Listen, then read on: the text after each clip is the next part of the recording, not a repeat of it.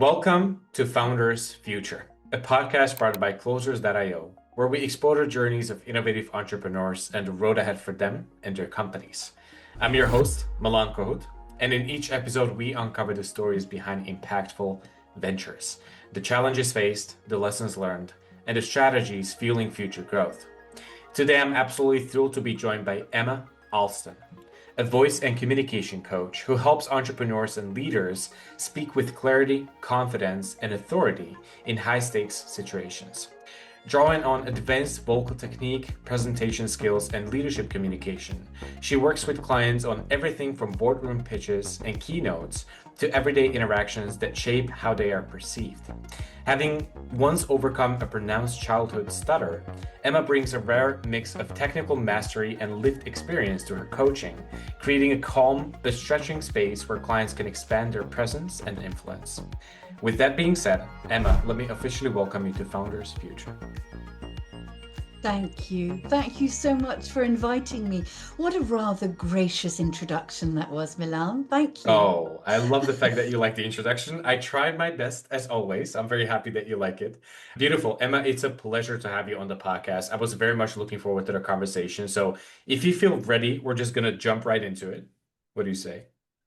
I think that's a great idea. No time like the ready, Milan. Oh, absolutely. I love that. Beautiful. Emma, what I love to do with every single one of my guests is a bit of traveling back in time. So before you even had your own practice, your company, what were you doing before? And then eventually, what was the motivation for starting the business? Yes, yeah, thank you for that question. So actually, my own relationship with my voice is incredibly complex. As a child, I had a very pronounced stammer, which is and people who meet me now find that hard to comprehend. And so I started to learn some speech training, and as a child, loved words, loved voices. Then in my 20s, I had a bike accident and a brain injury, and I was paralyzed on my left side. Once again, I had to learn how to speak. That was in a brain rehabilitation hospital here in the United Kingdom. Although the accident happened in the USA, I was living in the USA at the time. And so life kind of fast forward a few years. I did different things before this. Believe it or not, I used to be an engineer and have my own welding business, quite different from what I do Wow. now. But I do think, and I come from a family of business people, and I think that is somehow in my DNA, Milan. So fast forward to me having my son and just feeling that something wasn't right with what I was doing with my life. And a friend of mine said to me, "You love voice. Why don't you teach or learn more about voice?" So I thought, yes, okay. Now I live, Milan, in the middle of England on the border of Wales. So nowhere really close to any cities, and certainly not close to London. And London has, or had at that point in time, the best place to study voice, which is the Royal Central School of Speech and Drama. So I applied for them to do a master's, and very few people get in. It's a really cutthroat master's degree. And I thought, there's only 18 people who get on this globally. There's no way I'm going to get on it. But I did. And so that master's degree was quite intense, but it gave me the most incredible skill set that has allowed me to move forward, knowing that I've had the best possible training at a centre of excellence that's recognised globally. So Beautiful. now I run my own business here. I travel all around the world, and I also work for LAMDA, who's London Academy of Music and Dramatic Art, which is another centre of excellence. And I do my own practice in tandem with that. And I just love voice, everything about it. Is that good? Uh, Was that a good, It's was very that a good, good though. I was start? just thinking about the fact that you having a welding business in the past, that's one of the last things that I would expect.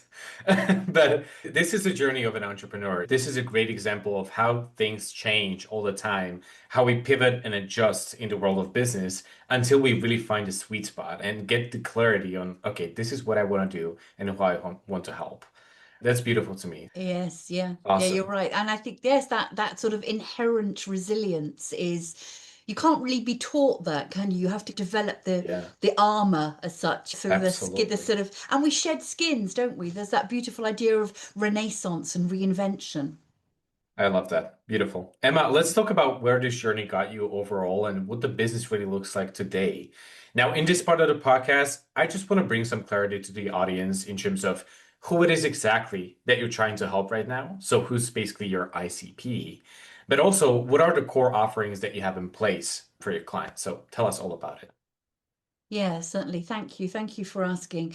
And I have really come more recently to that idea of that niche and that ICP, Milan, because I think when we start out in business, we're often just trying to be everything to everybody, aren't we? Because we do what we love and we think we can help and fix all these people who perhaps they don't even realize that their voice can perhaps letting them down in some ways, or perhaps just not giving them the power or that they might require, and certainly in business. So I have niched down very much to, in fact, I have a name for my ICP name. Her name is Stella because she is female, and Stella being the stars, being almost interstellar. But Stella is already brilliant at what she does. So she has such a capability to be and are very successful in her own right, but perhaps sometimes through either nerves or high stake environments, male dominated environments, different things, her own voice isn't landing and being heard with the impact that she would like it to. My ideal client profile is probably between the ages of 40 to 45 and 60, because nowadays we're not retiring as early, and there's a lot of people doing what they do so brilliantly they don't actually want to stop. My theory is that we can always be better at what we do. So why I start looking at whether that is the literally the nervous system, the physiology of that person. So there's obviously the science behind that, coupled with what it is she wants to achieve, whether that is on a large stage. So earlier this year, working at Google, I was able to look at people who really need to, perhaps they're brilliant at what they do within a science or technical environment, but actually to articulate those ideas with clarity and confidence to a global audience who often English perhaps isn't their first language, needs help. They need help, really. And for me, I just give them the tools to then be able to communicate their ideas with more clarity. And sometimes physiologically, we can be caught off guard. Our voices are barometers of our souls. When we're tired or we're stressed, all of this manifests vocally, Milan, and that goes for all of us, whatever age that we are. But for me, it's really helping women find that focus vocally and then really achieve change. So the programs that I have currently are I work one to one with women, and I also have a group program that I'm delivering online, and I also do corporate training as well. A lot of the work one to one is very bespoke. That might be for a female founder who is growing her own company. She might want to do a TED talk. She might want to create an online series of videos herself, but she wants to be able to really project that persona with much more clarity and impact. So really, yes, I think it's a bit of a cliche, the being the best version of yourself, but everybody thinks about the lighting and the hair and the makeup, and actually one of the most attractive things that any of us have, along with a heartfelt smile, is our voice. I love the idea about the voices being the barometers of our souls. That's brilliant. I'm definitely going to Thank remember you. that one. And also, it's beautiful to see that you're basically balancing like several different arms of the business with you doing coaching, also one-on-one, some group coaching models, but also with the corporates. Now, knowing that you're basically balancing between the world of B2C and working with individuals, but also providing the corporate trainings, I'm curious, where does the passion lies the most? What is taking most of your time? Which one you want to be focused on more? That's the beauty, because When you do a job that you love so much, it doesn't actually feel like Mm. work. And I think it is this diversity that I particularly love. In my visual pyramid, my high-end one-to-one are my client, for example, she flies me out to Portugal to work with her. She's also has bases in Dubai. I've been working in Dubai earlier this year.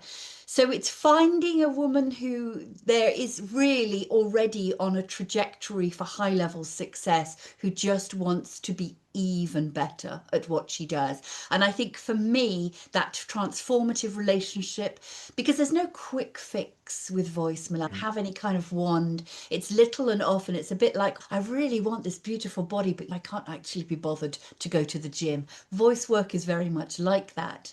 And when you start to do the exercises, you get very good very quickly.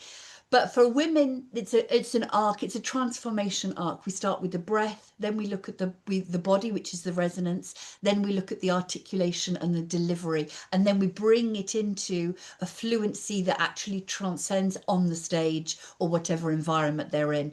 And for these females who are perhaps going high, looking for high sort of amounts of large sort of funding from corporations, that pitch can make or break, and those first impressions are vital.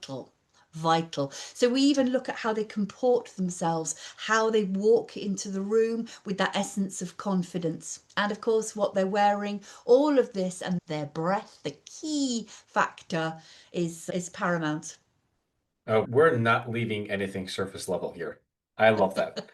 Beautiful. And Emma, also, this is one of the things that I had in mind coming into this conversation, because obviously what you do with your clients, this is never going to be an overnight success. There is no such thing. Looking retrospectively back at all of those people that you had a chance to work with and impact their lives, what would you say is the average duration of a client really working with you for you to have enough time to actually set them up for success in the future? That's a very interesting question, Milan, because sometimes we don't have the privilege of time. Sometimes there is a short window that we have to literally crack on with. The same way that if worked with actors and you have a 6 weeks rehearsal space before you're going onto stage, it's a case of what you can do within a window. But moving forward, I like also with clients who come to see me, even then checking in once I've seen them for over 6 months or a year, checking back in with me monthly, because incremental, small, habitual things can feed in. So perhaps actually they've developed some tongue root tension. We need to sort that out. Perhaps they've got some tension in the occipital joint. All of these will manifest themselves in a vocal delivery. They could be having something stressful in their own life, very much again going back to which you like, the barometer of the soul.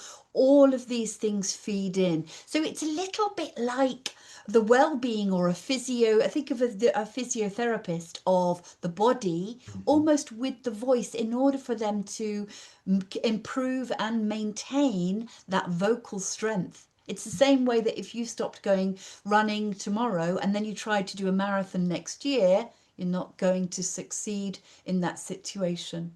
So these effective Mhm. strategies that they can draw upon are like a new learned behavior, but in tandem, it makes it a part of practice, really.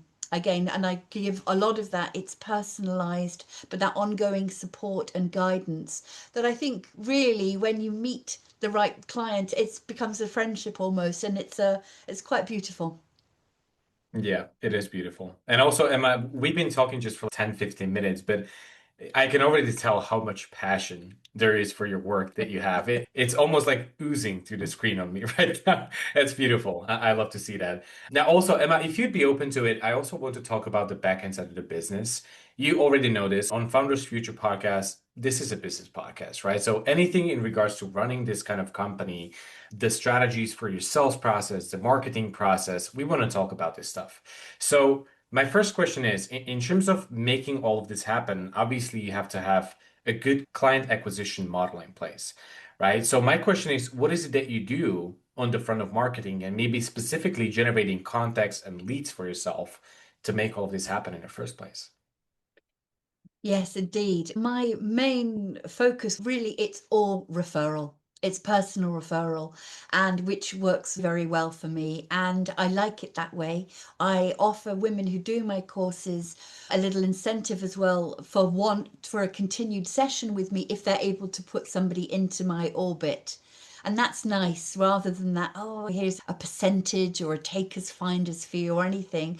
It's an opportunity to work with me again in whatever format that they want when they want, because that's nice. Sometimes people aren't ready at that point, but they want to come back to me. I will always honor that. And that's quite an organic process. And invariably, and I think what's interesting is that rather than having this sort of, when you start out, you're rapacious, aren't you? And then, but that money, we've got to get them, we've got to get them. Almost that essence of sort of desperation. For me, I think it's the courage to wait, honor your practice, and have the integrity just to actually say no to some work because it doesn't land or align with your Hmm. values. So for me, rather than perhaps chasing that money, I'm growing my business much more organically, working with the people I want to, having this belief that in sort of several years' time now, my ideal client will have niched so far. That's just total sweet spot. Yes. That's But beautiful. but I also really love LinkedIn. I don't actually use Facebook or any other social media, and I've had a wonderful, I created an advent calendar of brilliant women. So day 1 of December, I've counted down wonderful women that I've worked with, and the response has been phenomenal. And it's such a lovely way to honor globally people that I've worked with who I can't give them a hug because they're across the side of the world, but I can honor them and acknowledge them to my wider kind of network in LinkedIn. Yeah. And yes, I have a very, actually a wonderful old friend who does my photography. She helps me with my marketing because I'm not an expert in any of that at all. I'm a voice expert. So to try and just do all those things is would be too ambitious. Gotcha. Now, it's pretty impressive that up until this point, you basically built it solely on the basis of referrals and word of mouth, which is amazing, though. But I want to ask you one question. Whenever I get into a conversation about word of mouth and referrals, we all know that this is the best kind of lead that you could possibly get. If you let your work and your results speak for you, that's a quite closable deal, isn't it? But at the same time, there is a lot of frustration from business owners and entrepreneurs when it comes to specifically the inconsistency of such sources. Just knowing that somehow along the way you find your way to LinkedIn and leveraging on that potential. I'm curious, do you feel like it's going to be necessary for you to also find your way to other social media platforms and leverage on their potential in the future to build this and scale this further? Or would you say that you're going to be comfortable using the kind of system that you created all throughout the years with the referrals and what's happening on LinkedIn?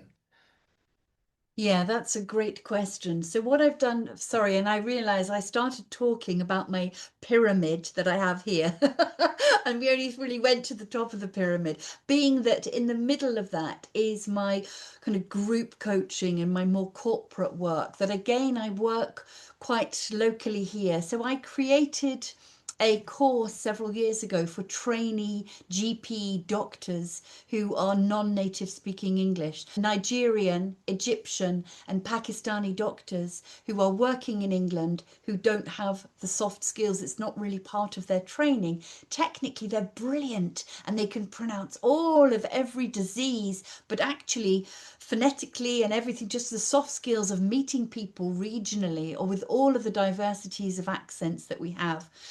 Then what I'm now doing as well, and which my plan will be to focus on next year, is a series of then downloadable courses that are online to purchase online that will be just feeding in quite nicely underneath I suppose the bottom of the cauldron. They're down there going along, and actually beautiful sort of little snippets that people can literally almost a low end price that they think, my goodness, I'm suddenly really nervous, but I just want a 5 minute or 10 minute audio check in, and it's very much a price point that's affordable. I do a lot of charity and pro bono work all over, like certainly in the United Kingdom, and it's very important to me to honor that. So I feel at the moment with those in place, it should all filter nicely. I don't really want the hassle of looking after another social media, because I need to confess, I don't even own a television, Milan. So the idea of being more on screen than I have to be fills me with horror. I love this. Now, when you think about the future, you just basically mentioned that this is definitely a part of the plan. You're working on the series. There's going to be some low ticket products, which is amazing to hear because obviously, you as a business owner, you're never going to be in a position where you can accommodate everybody who is coming into the pipeline, who's coming through the front door, right? So, having something like this that is going to be much more affordable, you just keep on expanding the amount of people that you can touch with your work and impact their lives. So I love that.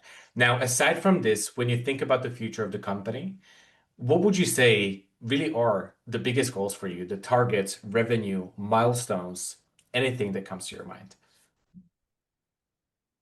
I definitely want to, on that subject of courses, I've already just also, yeah, I'm creating lots of those different courses. But milestone, people often say, oh, it would be great if you had lots of Emma Alstons delivering all this incredible work. But I don't know, actually, more and more. Do I want to employ people to spread the word? I don't know. I'm not certain. So that would be, I would look at that tentatively.